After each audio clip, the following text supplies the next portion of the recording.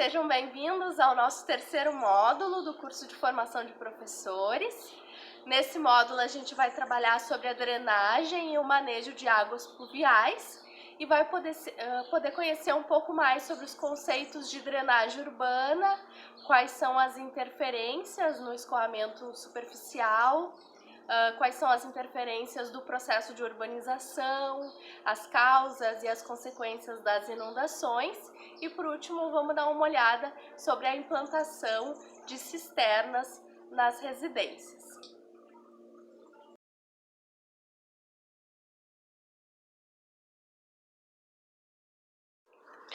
Bom, então antes de iniciar o nosso estudo, a gente vai entender um pouquinho o que é esse conceito de drenagem e manejo de águas pluviais. Então, são constituídos de atividades, infraestrutura e instalações operacionais que envolvem a drenagem urbana, que é como se dá todo esse escoamento ou essa infiltração da água da chuva no solo. Tá? Envolve também o transporte dessas águas pluviais urbanas, então esse transporte através de canos, através de dutos subterrâneos que vão estar conduzindo então essas águas coletadas até os mananciais. É constituído também pela detenção ou retenção de águas pluviais urbanas para o amortecimento de vazões de cheias. Então, o que isso significa? São estruturas que vão acumular temporariamente essas águas das chuvas e que vão ter a função, então, de amortecer, de frear esse montante de água, essa vazão de cheias, para a gente tentar reduzir então os riscos de inundações, né, que podem estar ocorrendo então nessa localidade ou em áreas mais baixas dos rios. Envolve também o tratamento e a disposição final das águas pluviais drenadas, então todas essas águas que são captadas aí nas ruas, nas vias públicas, elas devem ser conduzidas para algum lugar, né? Então se trata também dessa questão. E envolve, por último, a limpeza e a fiscalização preventiva das redes. Então, o que significa isso? Que essas redes, de tempo em tempo, é necessário acontecer uma manutenção periódica, uma limpeza desses dutos, uma limpeza das bocas de lobo, dos bueiros, porque a gente sabe também que há muito problemas de lixo, né, nas ruas, de resíduos sólidos que vão acabar e também tá entupindo essas redes. Então, precisa ser feita essa manutenção periódica. E essa fiscalização também das redes, para que não tenha nenhum vazamento ou alguma influência aí de algum esgoto entrando nessas redes de forma clandestina, né, sem um tratamento prévio. Então envolve aí todo esse processo também. Esse conceito da drenagem e manejo de águas pluviais, ele é dado pela Lei do Saneamento Básico, que a gente já viu aqui. E ele também, todo esse estudo da drenagem urbana, ele deve estar amparado em várias legislações e em vários planos que o município deve estar elaborando. Então, o próprio Plano Municipal de Saneamento Básico, que é aquele documento que vai nortear, né, as ações, o que deve ser realizado no município em relação àquele serviço. Também a gente deve obter informações e esse plano também deve estar alinhado com o plano de bacia hidrográfica, porque a gente sabe que nesse estudo da drenagem urbana a gente tem que olhar um pouco mais do que o município, a gente tem que olhar para os municípios que estão ao nosso redor também, aonde que a gente está localizado na bacia hidrográfica, porque essas influências todas elas vão ter impactos na drenagem urbana do município. Também tem que ter relação com o plano diretor do município, né? Então, em relação ao uso do solo, né? O que que pode, o que que não pode em determinadas áreas, e também o plano diretor de manejo de águas pluviais. Tá? Então, aqui são apenas alguns exemplos de planos, de documentos norteadores que o município vai ter que elaborar e vai ter que se basear para poder estar, então, instalando e operacionalizando essas obras aí de drenagem urbana, certo? E para falar então de água da chuva, a gente precisa conhecer então um pouco mais como é que se dá a precipitação no nosso país. Então aqui eu compartilho com vocês algumas imagens do INPE, que é a imagem do nosso país conforme as estações do ano. Só para a gente ter uma ideia, né, que a própria precipitação ela é diferente em todo o território nacional, né, ela varia bastante. Por essas imagens aqui a gente pode ver que a região norte, a região ali da Amazônia, né, da floresta amazônica, ela visivelmente é uma região que tem uma precipitação muito maior em relação às outras regiões do Brasil. Então, ali na região amazônica aqui, essa precipitação ela varia de 500 até 900 milímetros de chuva, tá? Em todas as estações do ano, a gente vê que ela é uma região das que mais tem aí contribuições de água da chuva ao longo do ano. Aqui no Nordeste, a gente também consegue ver, né, o extremo oposto, que é uma região onde tem menor a precipitação, então variando aí de 100 a 350, dependendo aí da estação do ano, também tem aí uma quantidade de chuva, tá?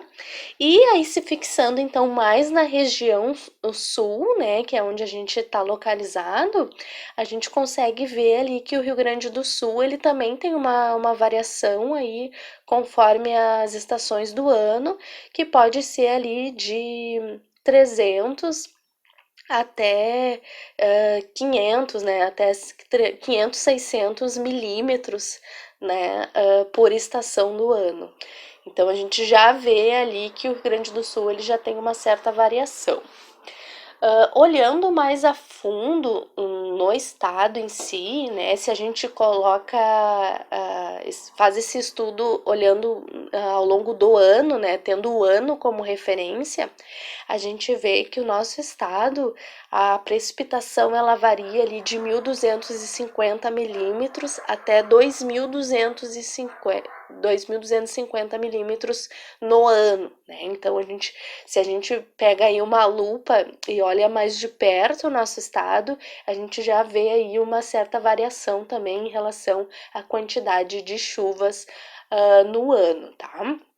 Alguma informação aí também só a título de curiosidade é que a região de Santa Vitória do Palmar, no sul do estado, próximo aí do Chuí, divisa com o Uruguai, seria a região aí com menor precipitação no ano, e o município de São Francisco de Paula, né, que pertence aí à bacia hidrográfica do Rio dos Sinos, seria então o município com maior precipitação, né, que se tem aí registrado. Então a gente tem esses dois extremos aí, só para a gente também entender que na própria bacia hidrográfica, né, e nas diferentes regiões do estado, a gente já tem aí grandes variações no índice pluviométrico, tá? Aqui eu trago também um gráfico, né, com um dado histórico que traz aí a precipitação pluviométrica no estado no horizonte de 30 anos, né? Então, só para a gente conseguir perceber também os meses que acaba chovendo mais, que são os meses de julho e setembro, e ali a gente tem o mês de abril, então, como sendo aí o mês que menos chove no estado, né? Toda essa água da chuva, então, ela vai cair nas diferentes bacias hidrográficas, né? Então, só para a gente relembrar um pouco, a bacia hidrográfica é, então, essa área, né, de captação natural de água da chuva, que acaba então convergindo essa água, né, esse escoamento da água através de um único ponto de saída, que a gente também conhece como exutório, né, que é a foz aí da bacia hidrográfica. Então, só para a gente relembrar também alguns elementos, a bacia hidrográfica tem esse divisor de águas, né, que é dada por essa cadeia aí de montanhas, que vai definir aonde essa água da chuva vai cair, se vai cair dentro da bacia ou vai cair fora, né, atingindo aí uma outra bacia. Esses divisores de água aí também são chamados de interflúvios, que são essas regiões mais elevadas, né, essas regiões mais altas, que vão ser então esse divisor aí imaginário das bacias hidrográficas, tá? A bacia hidrográfica, então, vai ter uma nascente principal, que vai ser esse local onde a água subterrânea vai brotar para a superfície, né, iniciando a formação de um curso d'água. Ela pode ter outras nascentes ao longo da sua bacia hidrográfica, mas a gente vai sempre determinar a nascente principal como aquela mais distante da foz, né, da parte final aí da bacia, que é o exutório. Então, a nascente que se localizar mais distante dessa foz, ela então vai ser a nascente principal, a nascente aí considerada daquela bacia hidrográfica. Essa bacia ela vai ter um rio principal, que geralmente é o rio que dá nome à bacia, que é o caso da bacia hidrográfica do Rio dos Sinos, e esse rio então vai ter diversos afluentes, que vão ser esses rios menores, né, que vão desaguar aí no rio principal. A gente já viu que a bacia do Rio dos Sinos ela tem 3 principais afluentes, né, que é o Rio Paranhana, o Rio Rolante e o Rio da Ilha. E tem outros aí menores, né, diferentes arroios localizados ao longo da nossa bacia hidrográfica que vão estar aí desaguando a água desses mananciais no nosso rio principal, que é o Rio dos Sinos. Aqui a gente também vai relembrar um pouco sobre o ciclo hidrológico natural da água, né? Então, só para a gente recapitular, porque isso vai ter muita influência no nosso estudo da drenagem urbana.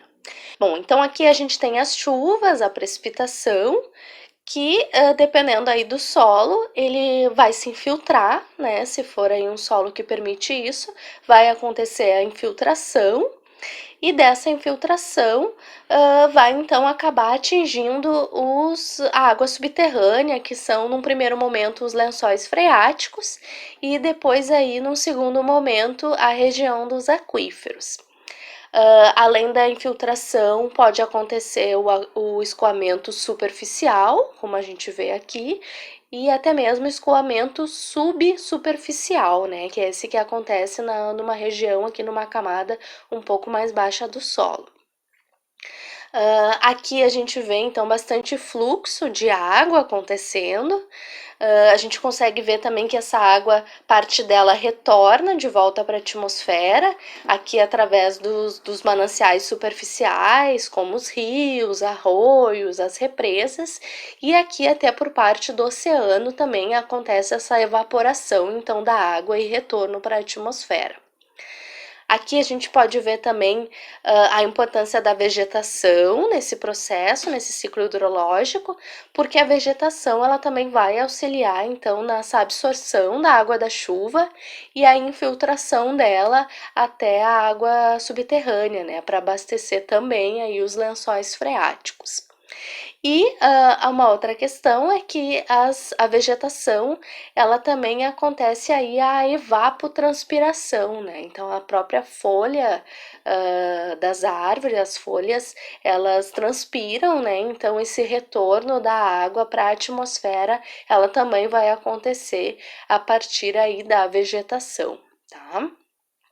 A gente consegue ver também que um pouco dessa água que infiltra, ela acaba ficando retida no solo, né, através de alguns bolsões de água. Então, não necessariamente elas vão já direto para o lençol freático, pode ficar um pouco retido no solo, dependendo também do tipo de solo daquela localidade. Aqui mais à direita a gente consegue ver então também um pouco mais essa interferência humana no ciclo hidrológico. Então, tanto em relação a casas aqui, habitações irregulares que a gente tem muito próximo dos rios, então a própria água da chuva que cai no telhado dessas casas, elas acabam escorrendo, né, escoando para dentro dos mananciais. E aqui também essa própria interferência devido à captação que a gente faz para água de consumo, né, através das estações de tratamento de água. Então, a gente interfere muito no ciclo hidrológico, né, retirando a água dos mananciais superficiais e também da água subterrânea através de poços, como a gente vê aqui ao lado.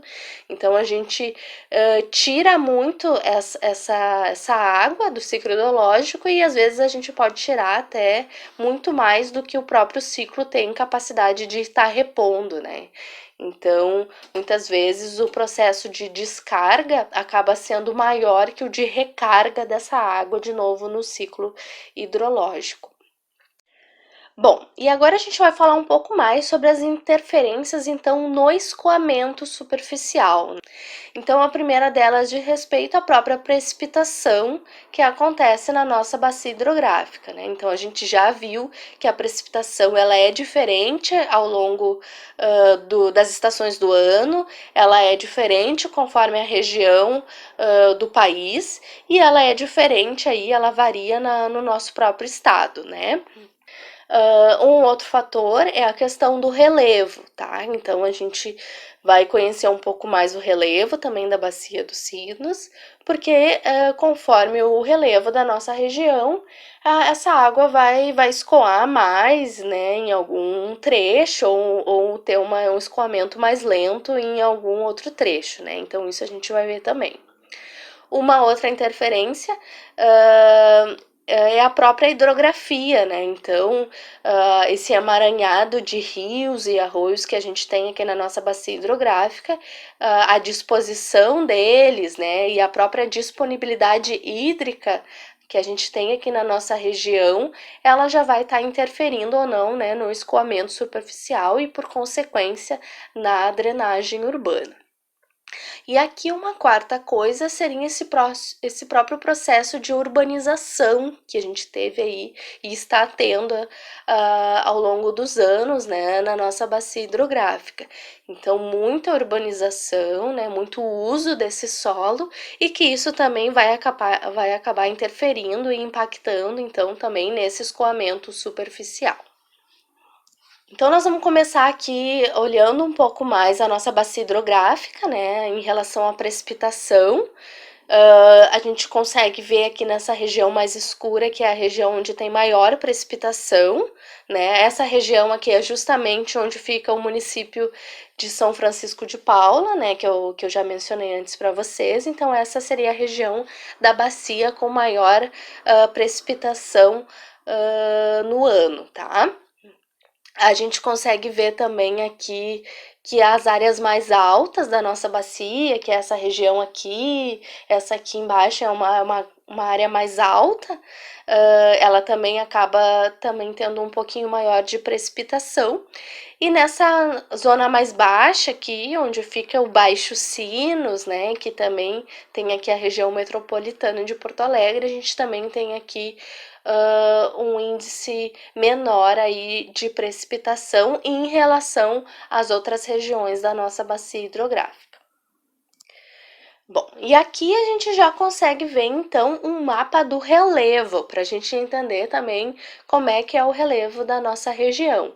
Então, a gente consegue ver que essa região aqui mais alta, ela fica mais aqui a norte e nordeste da nossa bacia hidrográfica, que é onde a gente tem também aqui a nossa nascente principal do Rio dos Sinos, no município de Caraá, e outras nascentes aí também secundárias, né, que ficam aqui também no município de São Francisco de Paula, Osório, a gente tem aqui também, tá? Então, essa cadeia aqui de montanhas, né, ela fica mais nessa região aqui da nossa bacia hidrográfica. Aqui nessa parte intermediária, uma região mais ondulada, né? E aqui nessa parte aqui, então, mais baixa, é uma região bem mais plana, que a gente também observa bem mais essa questão das inundações, regiões de banhado, né? Então, ficam também mais localizados aqui nesse trecho da bacia hidrográfica. A gente consegue, então, também estar sobrepondo a esse relevo um gráfico que demonstra a vazão do rio, né? Então, a vazão seria o quanto de volume de água tá passando, né? Tá escoando no intervalo de tempo, tá? Então, a gente também consegue ver que por interferência deste relevo, dessa região mais alta que a gente tem nessas áreas aqui da bacia, a gente também tem por consequência uma vazão maior do rio, né? Então ele escoa aí com uma velocidade e um volume muito maior nessas regiões aqui, tá? E aqui ao longo então do trecho médio e trecho baixo, essa vazão vai freando, né? Ela vai diminuindo um pouco, porque é uma região mais plana, e ela vai sendo aí bem menor aqui até chegar na foz. Aqui, então, um gráfico da hidrografia, só para a gente conhecer também, que a nossa bacia é cheia de rios e arroios, né? Então, a gente tem um emaranhado hídrico aí, bem só para a gente ter bem essa visualização, né, desse mapa da hidrografia, para a gente conhecer um pouco mais também os nossos mananciais. Aqui, só para exemplificar e a gente conversar um pouquinho sobre o curso do rio, né? Então, aqui na imagem da esquerda, a gente tem uma bacia hidrográfica e a gente já percebe que nessa área mais alta, nessa área superior do rio, o curso dele ele tem uma largura menor. Que a parte mais baixa. Então, ao longo do rio, ele vai tendo aí a calha dele vai tendo uma largura menor ou maior, tá? Nessa imagem aqui da direita, a gente já consegue ver um pouquinho mais isso através de um gráfico. Então, nessa parte superior, ela também é chamada de cabeceira, né? Com esse trecho aí um pouco mais fino, né? Menos largo. Nessa parte intermediária, a gente também chama de calha do rio, onde ele tem uma largura aí um pouco mais intermediária, e nessa parte mais inferior, mais baixa do rio, que fica nessa região mais plana, é também a região de várzea do rio, né, onde a gente tem então essa largura maior do rio, e isso mostra também porque aquelas diferenças na vazão do rio. Então, nesse trecho superior, a vazão é bem mais rápida e ela vai então amortecendo, ela vai diminuindo essa vazão aí ao longo do rio, certo? E aqui nesse quarto tópico, né, seria em relação à urbanização. Então, aqui eu já compartilho com vocês um mapa de uso do solo, tá? Da bacia do Rio dos Sinos, que ele é de 2011, tá? Ele não é tão atual, mas só para a gente entender, então, um pouquinho como é que se distribui, né? Como é que está dividido esse uso do solo da bacia. Então, conforme aqui a nossa legenda, a gente consegue ver que essa parte aqui é uma área mais urbanizada, tá? Que é a nossa região metropolitana. A gente tem aqui, ó, as áreas úmidas ou de banhado, que realmente coincidem com essa parte mais baixa, né? Essa parte de várzea, aonde realmente aí o leito do rio ele é maior, né? Então vai acontecer esse extravasamento da água dos mananciais. Aqui a gente também vê a civicultura, áreas agrícolas, áreas de pastagens aqui e a vegetação também aqui. Então, é assim, um mapa bem simplificado, mas a gente consegue também ter aí um pouquinho a noção de como é usado o nosso solo na Bacia dos Sinos. Bom, e entrando então mais a fundo em relação à urbanização e todas as interferências que a gente tem advindas desse processo de urbanização que vão influenciar então na drenagem urbana, tá?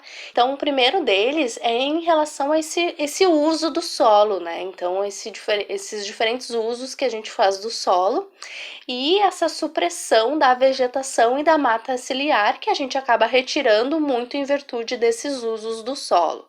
Uma outra interferência seria os pavimentos impermeáveis, que a gente tem bastante também, principalmente nas áreas urbanas, tá? E as instalações de macro e microdrenagem que estão relacionadas, então, a esses sistemas de pavimentação e dutos subterrâneos. Uma outra interferência também que a gente vai ver é a questão do descarte irregular de lixo, né, de resíduos sólidos, e a falta de manutenção e limpeza das redes pluviais, desses canos de drenagem. E, por último, a interferência aí em virtude das ocupações irregulares, né? E a gente está, então, invadindo e talvez não respeitando essas áreas de APPs, que são essas áreas de proteção permanente.